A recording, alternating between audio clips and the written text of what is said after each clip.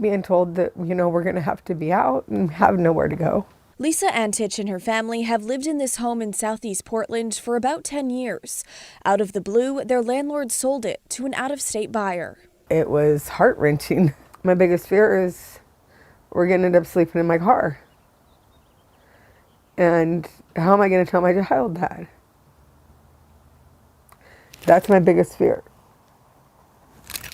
The family lives on $1,000 a month between money she gets for her disability and retirement. It's hard. It's hard, and I'm trying to figure out how to do it, and everything's a waiting list.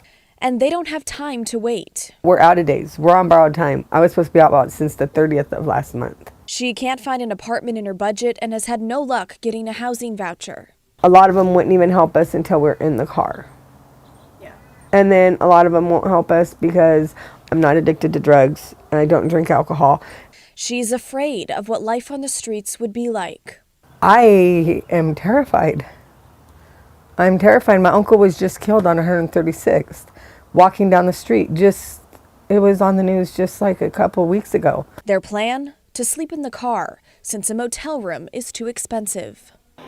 Well, first of all, that should never happen. Families and their kids should always have alternatives and affordable rents, and no family should be forced to live in homelessness with their child. That's the director of Portland's Housing Bureau. But no kid should be living in a car or on the street. I'm trapped. I can't afford to move, and then I don't have the credit to move. In Salem is another side of this crisis. Kathleen Quinn is disabled and lives on a fixed income of $850 a month. She's been at this apartment for about 6 years, and it's been one issue after another. And I've been telling them how hard it is for me to breathe in here. Black mold coats her walls and windows, is under her sink and bedroom carpet, and all over her clothes. My carpet, my furniture, my Birkenstocks, everything. The septic tank floods into her apartment. But trying to live in this, it's been horrifying. 15, 20 boxes. Moving boxes fill her living room. So I think I have enough. She's preparing to move, even though she has nowhere to go. So this is the bathroom, and the water heater's in there that flooded. And in the bedroom, this whole window had to be taken out, and it was super full of mold. Yeah. That's inhumane. It's inhumane to expect people to live in such high levels of mold and ignore them.